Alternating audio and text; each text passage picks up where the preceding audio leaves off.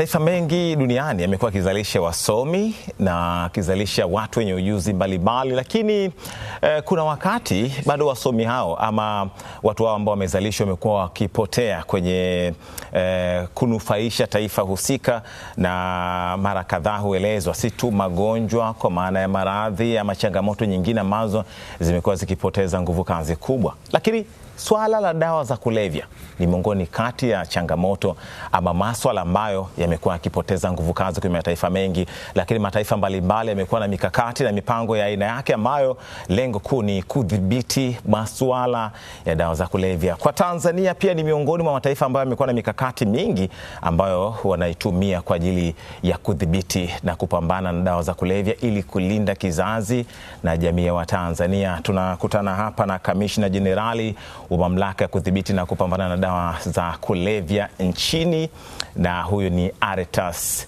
James Limo. Tunaye hapa kwenye Morning Trumpet wakati huu. Karibu sana. Asante sana. Tumefurahi sana kuwa nawe. Nashukuru sana na hongera sana kwa kazi. Hongera pia, na niongeze na neno pole kwa sababu upo kwenye jukumu ambalo linashughulisha si tu nchi lakini dunia. Ni sahihi kabisa. Tanzania kwa sasa ipo kwenye hali gani hasa kwenye masuala ya dawa za kulevya? Kidunia, Tanzania sasa hivi kwenye hali nzuri sana kwa sababu ya operation mbalimbali zilizofanyika. Ukijaribu kuangalia hali ya dawa za kulevya duniani, ziko nchi ambazo zinateseka sana na janga hili la dawa za kulevya, Tanzania ikiwa mojawapo. Lakini kwa sasa baada ya operations zilizofanyika ndani ya kipindi cha miaka mitatu, Tanzania sasa hivi inaonekana ni nchi ya mfano ya kwa kuigwa kutokana na operation mbalimbali zilizofanyika, lakini kutokana na mafanikio makubwa iliyoyapata kwa kupunguza kwa asilimia kubwa kiwango cha dawa za kulevya zinazoingia nchini lakini zinazotumika nchini. Hususan ukitaka kuangalia hali ya dawa za kulevya ikoje, unaangalia mtaani, unaangalia waathirika wa dawa za kulevya, lakini unaangalia madhara yale yanayotokana na dawa za kulevya. Kwa nchini Tanzania madhara yameanza kupungua kwa kiasi kikubwa sana. Na yamepunguaje? Nenda mtaani, angalia waraibu wa dawa za kulevya, ambapo kwa lugha za mtaani wanaita mateja. Huwezi kuwaona kwa wingi kama kilivyokuwa kipindi cha nyuma. Kipindi cha nyuma unakuta waraibu wako wengi stendi, mitaani, maeneo mengine mbalimbali, vibaka na kadhalika. Lakini ile ndio saini mojawapo ya kuonyesha kwamba dawa za kulevya zimekithiri katika eneo fulani. Hali ya usalama inakuwa ndogo, lakini wale waraibu wanakuwa kwa wingi. Lakini sasa hivi ni tofauti. Kwa hiyo hapo kwenye hoja ya kutumia. Yes. Lakini kwenye dhana ya biashara, kwa maana watu ambao wanajihusisha na shughuli hizo, kwenye dhana ya biashara unapima kwa kuangalia mitandao iliyopo ya dawa za kulevya. Iko mitandao mingi ya dawa za kulevya. Kadri unavyopunguza ile mitandao ya dawa za kulevya, ndivyo hivyo kiwango cha kusambaa kwa dawa za kulevya mtaani kinapungua. Kwa hiyo unaipima kwa mitandao, unakuta mitandao ya kokeni, mitandao ya heroin, mitandao ya bangi, mitandao ya mirungi, mitandao ya dawa tiba zenye asili ya kulevya, ambapo sasa hivi zimekuja kama mbadala wa dawa za kulevya zile ambazo tumeziondoa, mitandao ya methamphetamine, mitrogynous speciosa, dawa mbalimbali ambazo zinatumika ulimwenguni. Sasa kadri unavyopunguza mtandao, unajikuta kwamba pia athari inaingia mtaani kidogo sana, lakini usambaaji wa dawa za kulevya mtaani inapungua kwa kasi sana. Ni kama sasa hivi ukiangalia nchini Tanzania, jambo ambalo mtu yoyote anaweza akapata majibu yake bila hata kufanya utafiti. Heroin. Heroin awali ilikuwa inauzwa kila mahali. Magomeni, Mwananyamala, Mwenge, maeneo yote, stendi zote kubwa, unakuta mteja pale wanauza, wanavuta na kadhalika. Lakini sasa hivi huwezi kuona tena kitu kama hicho. Nikikwambia sasa hivi katafute heroin mtaani, utaipata kirahisi. Na hata kama utaipata, ni heroin iliyochakachuliwa ambayo sio heroin kama dawa za kulevya. Ni zile ambazo wajanja wa mtaani wanauzia watu, wanawaambia ni dawa za kulevya, lakini unakuta sio dawa za kulevya. Kwa hiyo kwa ajili ya kuwaibia tunakufanya vitu kama hivyo. Ujanja ule wa mtaani. Lakini ikiwaambia sasa hivi katafute cocaine.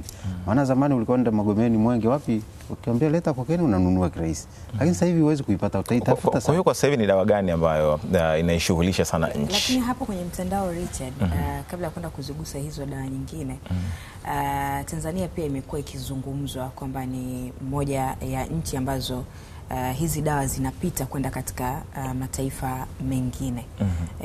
Mtandao huo umeweza kuzuia kwa kiasi gani, kama mmefanikiwa ndani? ya nchi? Sio kuzuia tu, ni kama vile tunaendelea kuumaliza, yani tunaelekea kuumaliza kabisa, kwa sababu awali dawa za kulevya aina ya heroin, methamphetamine, kokeni nyingi zilikuwa zinaingia Tanzania. Kokeni mara nyingi ilikuwa inaingia kwa kutumia viwanja vya ndege, kwa sababu ile ni rahisi kubeba, kwa sababu ile haibebi kwa wingi sana. Lakini pia kokeni na ni heroin pamoja na methamphetamine ilikuwa inaingia kwa njia ya bahari. Sasa lile lango la bahari pamoja na viwanja vya ndege, serikali imetumia gharama kubwa sana kuweza kuliziba, ikiwa ni pamoja na kuhakikisha kwamba zile dawa za kulevya haziji nchini Tanzania kwa kutumia bahari, kwa kublock zile njia zote, kwa kuweka watu na kadhalika, ili kuhakikisha kwamba hasa intelligentsia, kuhakikisha kwamba dawa haziingii nchini kirahisi. Na ndio ilikuwa lango kubwa ambalo linatumika kuingia shehena kwa shehena za dawa za kulevya. Sasa baada ya kuvunja ule mtandao ambao ulikuwa unaleta zile dawa za kulevya ikiwemo heroin, tumeweza kuvunja hilo lango, kwa sababu awali Tanzania walikuwa wanasema kwamba ndio lango la dawa za kulevya zinaingia afu zinasambaa kwenye mataifa mengine. Lakini sasa hivi haipo tena. Sasa hivi kwa maana haziingii kabisa. Haziingii tena kwa sababu ile mitandao tumeivunja. Mpaka sasa hivi tumevunja mitandao 10 ya wafanyabiashara wa dawa za kulevya. Unaposema umevunja mtandao mmoja, ni mtandao unakuwa mkubwa, una involve watu wa Tanzania, watu wa nje, watu wasambazaji na wa nchi mbalimbali, wanaoleta, wanaoagiza na kadhalika. Sasa ukivunja mtandao mmoja, ina maana umeblock kwa asilimia kubwa sana uingiaji wa dawa za kulevya. Kwa mfano, kulikuwa na mtandao wa heroin. Ule mtandao wa heroin ulikuwa ni mkubwa sana, unahusisha watu wa mataifa mengi. Lakini baada ya kuhakikisha kwamba tumeuvunja ule, kwa kukamata wale wafanyabiashara wakubwa ambao mnawaita mapapa, ambao awali mlikuwa nasema kwamba mapapa hawakamatwi. Walikuwa na majina mazuri mazuri, wanaitwa mazungu ya unga, wanafurahi, wako mitaani, walikuwa wanafadhili muziki, watu wako mitaani kule, unakuta kwamba kila weekend ikifika, kila mahali bendi zipo zinapiga, watu wanamwaga hela mitaani. Sasa hivi huwezi kuwaona tena. Sasa baada ya kuvunja ule mtandao wa mapapa hao wa dawa za kulevya, hususan heroin, ndio maana umeona pia mtaani heroin huwezi kuiona tena. Hiyo na imepungua sana. Hiyo ina maana kuwa hawa ambao walikuwa ni wahusika wa hii mitandao ya dawa za kulevya na wenyewe pia mmewashikilia? Tumewakamata, na ukitaka kuwapata nenda mahakama ya mafisadi. Asilimia kubwa ya kesi zilizoko kule, asilimia kubwa ya watu walioko magerezani wamefunguliwa kesi za uhujumu uchumi, ambapo unapofunguliwa kesi ya uhujumu uchumi ni unakamatwa na kiwango kikubwa cha dawa za kulevya, ambapo hawa mnaosema vidagaa, huwezi kumkuta mtu ana uwezo wa kumiliki hata kilo 2 za dawa za kulevya, kutokana na gali ni biashara yenye fedha nyingi, ni mabilioni ya fedha. Kwa hiyo wale tunaowakamata, unakamata mtu ana dawa za kulevya za bilioni 8, bilioni 90, huyo huwezi kusema ni kidagaa. Kwa hiyo mapapa wenyewe. Mpaka sasa hivi hao mmewakamata wote? Tumewakamata na wako magerezani. Kwa maana wote. Kwa hiyo sasa hivi Tanzania hakuna tena mapapa ambao wako raiani wa dawa za kulevya? Wengi ambao pia bado hatujawakamata, lakini orodha yao tunayo. Wengine wamekimbilia, wako nchi za nje, wako kwenye mataifa mbalimbali, wanafanyia biashara zao kule kule. Na kuna kipindi tulisema kwamba tumewasamea warudi waje wafanye kazi.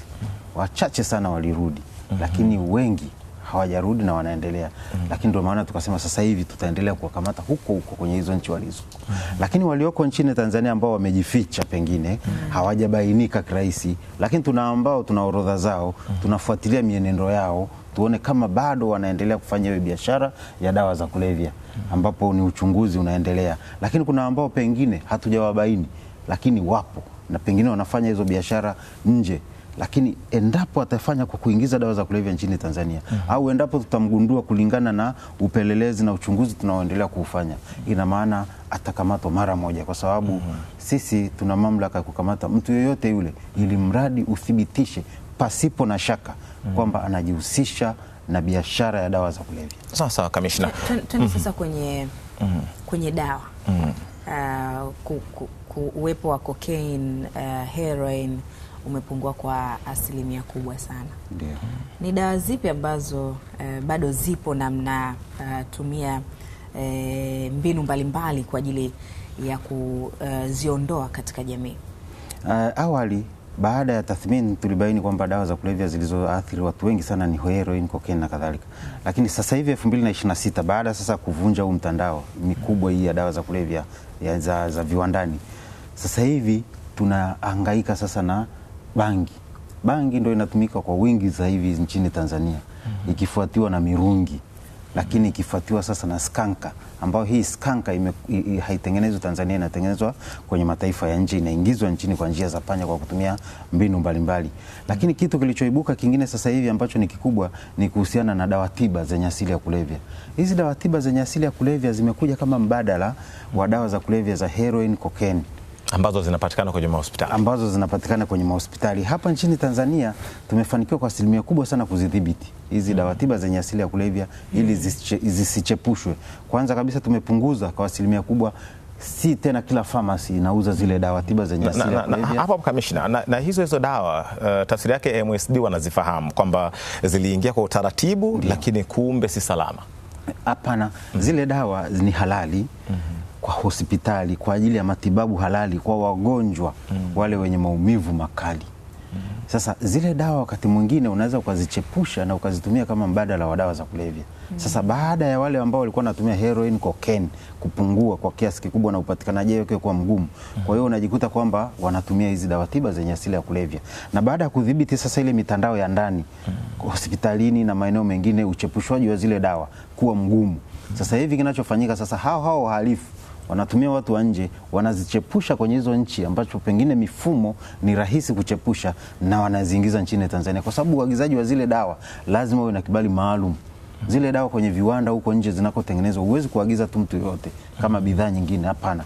Lazima ni serikali inaagiza, lakini una vibali maalum ambavyo vinakufanya uagize zile dawa ili uweze kuzinunua kwenye kiwanda. Kinachofanyika ni kwamba zinapoingia kwenye nchi mbalimbali zile dawa, kwa watu wasio waaminifu wanazichepusha, kwamba anaandika zimeenda kwa wagonjwa, lakini mwisho wa siku kumbe haijaenda kwa wagonjwa, zinachepushwa na ingia mtaani, afu baadaye zinaenda kutumika kama mbadala wa dawa za kulevya. Awali tumezungumza, umewataja watu kwa jina la mapapa, kwa maana watu wenye nguvu pengine kwenye biashara hii. Kuna wakati uliwahi kusema kuna watu wanakutisha.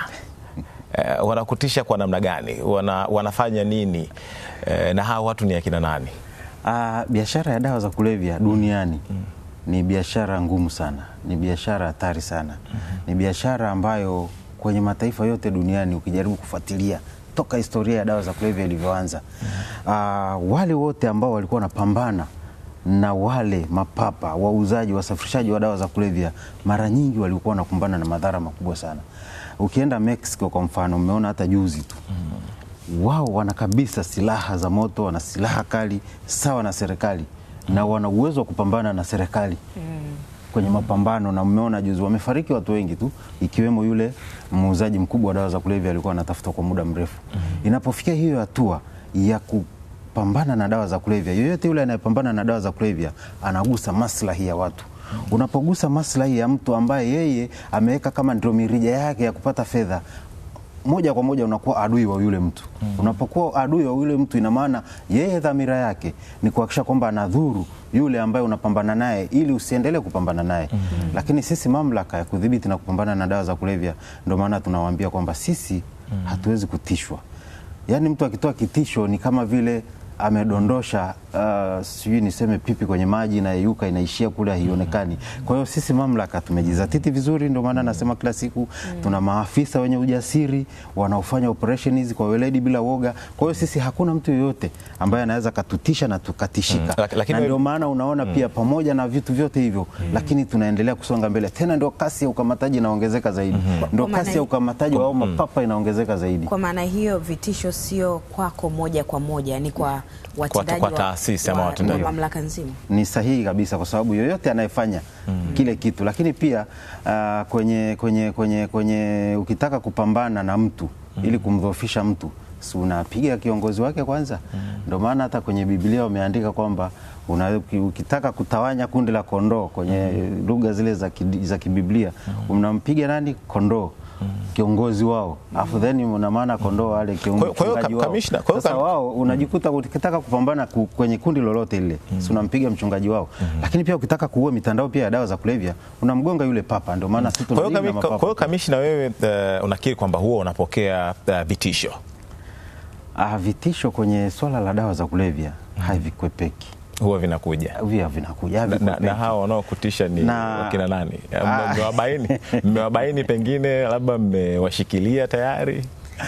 Na pengine vitisho hivyo vinakuja kwa njia gani? Kwa njia zipi? Na ukitaka kujua kwamba wao ni waoga kuliko sisi, ni kwamba mtu anayetoa kitisho hawezi kukuambia kitisho wewe nitakudhuru au nitakufanyaje. Ndio maana wanatumia mbinu mbalimbali, wanatoa vimessage labda pengine ambavyo havina address wala huwezi kujua nani ametuma hiyo message na vini, kwa sababu unakuta wao ni waoga zaidi kuliko wale wanaotaka kupambana nao. Ndio maana unajikuta kwamba, ndio maana tunasema kwamba hata kama watoe vitisho vya namna gani hawawezi wakafanikiwa. Sisi tunachokifanya, kadri watakavyokuwa na hasira, kadri watakavyokuwa wanatoa vitisho vyao, sisi tunasonga mbele, kwa sababu tuna ujasiri wa kusema kwamba sasa tunataka tuhakikishe kwamba Tanzania inajenga historia kidunia. Na mpaka sasa hivi Tanzania imejenga historia kidunia. Wamekuja mataifa mbalimbali, hata jana wamekuja mataifa mbalimbali kutaka kujua ni mbinu gani tulizotumia kuhakikisha kwamba heroin imeisha, cocaine imeisha, lakini kuna dawa tiba zenye asili ya kulevya. Kuna dawa moja hapo inaitwa fentanyl. Fentanyl ni dawa moja hatari sana. Ukienda kwenye mataifa ya nje, hususan Marekani, imewaathiri sana na imeua watu wengi sana, kwa sababu ile kiasi kidogo sana inasababisha kifo. Wanakuambia kwamba hata ile chupa ambayo imetumika kutoa dawa na kumtibu mgonjwa, kile kilichobaki tu ndani ya chupa, yale masalia tu ya madogo yale, ukiitumia ile ina uwezo wa kukuua.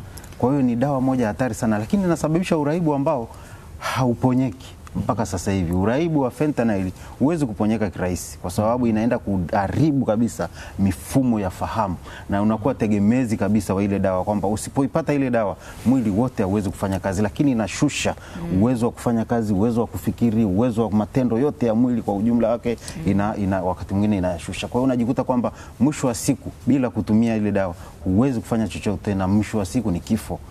Kwa hiyo ni dawa moja hatari sana duniani.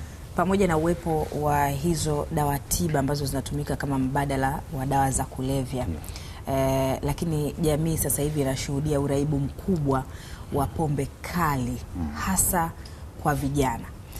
Na hata ukitembelea hivi vituo ambavyo vinasaidia hawa watumiaji waraibu wa dawa za kulevya, unaweza kuwakuta waraibu ambao ni wa pombe kali.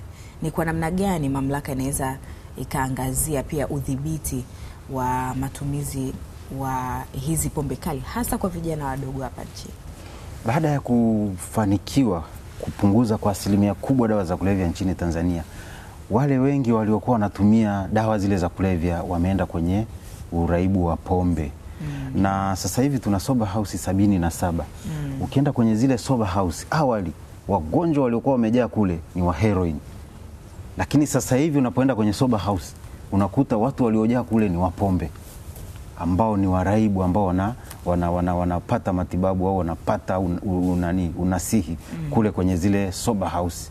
Mpaka sasa hivi tuna watu wengi sana wako kwenye sober house. Sasa zimegeuka ni za pombe na sio tena za dawa za kulevya. Huu ni ushahidi kwamba pombe sasa hivi imekuwa inaathiri zaidi vijana kutokana na kuzinywa pasipo mpangilio, kwa sababu pombe kama pombe ni halali, imeruhusiwa, lakini kitu chochote kile ambacho kinaingia mwilini lazima kiingie kwa kipimo, lazima kiingie kwa kiwango. Lakini vijana walio wengi, kwa sababu walikuwa waraibu wa dawa za kulevya, wametumbukia kwenye unywaji wa pombe uliokithiri, ambao unawaathiri tena na wanakuwa waraibu ambao ni athari kubwa sana kwa vijana.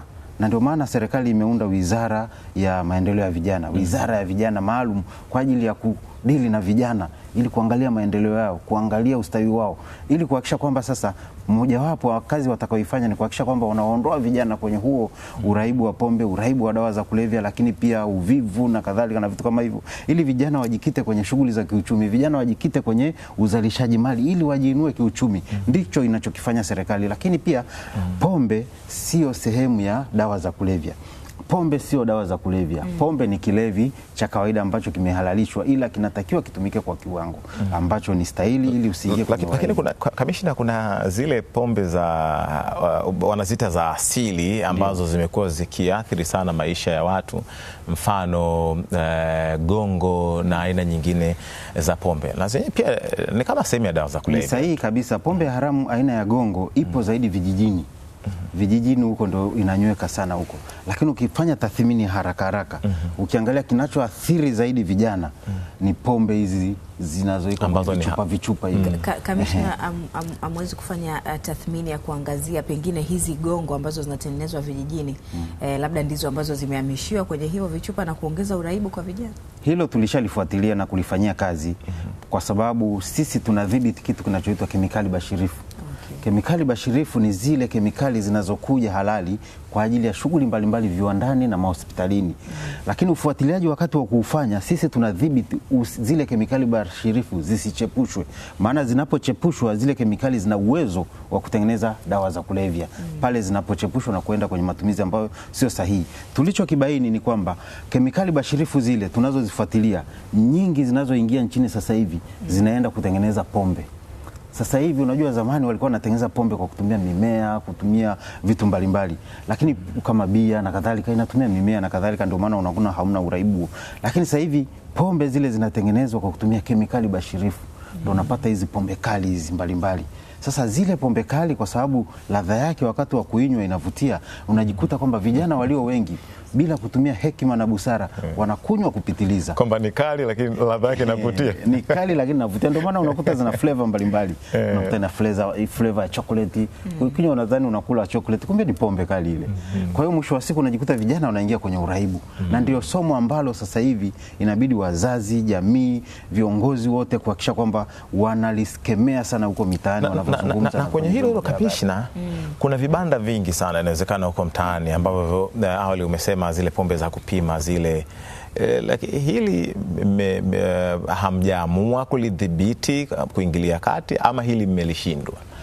Na tumepata maombi mengi sana kwamba mamlaka ya kudhibiti na kupambana na dawa za kulevya hebu waongeze kwamba pombe iwe ni sehemu yao ya kudhibiti. Wakiamini kama tulivyoweza kudhibiti dawa za kulevya, basi na pombe tunaweza tukaipunguza huko mtaani. Hasa zile zinazoleta uraibu. Hasa zile zinazoleta uraibu. Kwa mfano vile vinavyouzwa 500, 1000 ngapi, ndio zinaleta uraibu kwa watu wengi sana. Lakini pombe sio dawa za kulevya, na kwa kuwa sio dawa za kulevya hazipo pia kwenye mamlaka yetu, zipo kwenye mamlaka nyingine. Kwa hiyo ndio maana tunawaachia mamlaka nyingine ili labda wazitungie kanuni, sheria, namna gani zile pombe zitumike, wakati pamoja na zile haramu. Yes. Zile haramu ziko ni haramu, mpaka sasa hivi ni haramu na zinatakiwa zishughulikiwe, lakini zinashughulikiwa na vyombo vingine, hazipo kwenye mamlaka yetu. Ingekuwa kwenye mamlaka yetu tungeweza tuka nani, mnaweza mkashauri, lakini Kamishna, kwa sababu tukapambana nazo zaidi, lakini na katika wao kuingia kushauri ama kuliingilia kati swala hili ni kuonesha kuwa kule kwenye sober house ambazo wao wanaziangazia sana, itafika siku kule hakuna mraibu wa cocaine wala heroin wala, manake mamlaka haitakuwa na kazi tena, sio?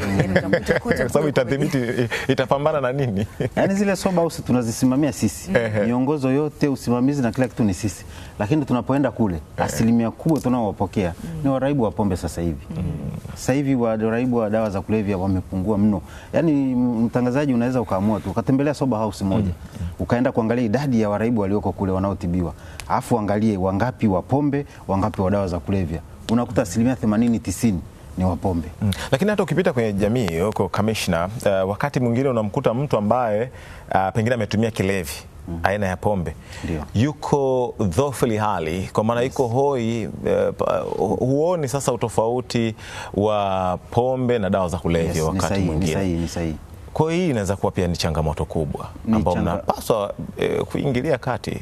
Ni changamoto kubwa sana kwa vijana, na hasa vijana, sijui nini kimetokea. Yaani vijana sasa hivi wameingia sana kwenye unywaji wa pombe uliopitiliza. Na ukiuliza bei shilingi 500 inamtosha mtu kuwa hoi. Yes. Hasa vijana wa bodaboda, ndio maana unakuta kila siku unapata ajali. Umeona hata juzi nimeona wanalalamika kwamba wanakatwa miguu sana, kwamba eti wanakatwa miguu. Nikamwambia, kwa nini wakati miguu? Ni umepata ajali, mifupa imesagika, si utakatwa miguu tu. Sasa unajikuta kwamba wanalalamika kwamba wanashindwa kutibiwa eti wanakatwa miguu. Ni kutokana na pombe wanazokunywa, uendeshaji mbaya wa zile pikipiki wanazokuwa wanafanya. Kwa hiyo wanapopata zile ajali, unakuta wanapata ajali mbaya, wanasagika, wanakatwa. Na hii yote inasababishwa na pombe.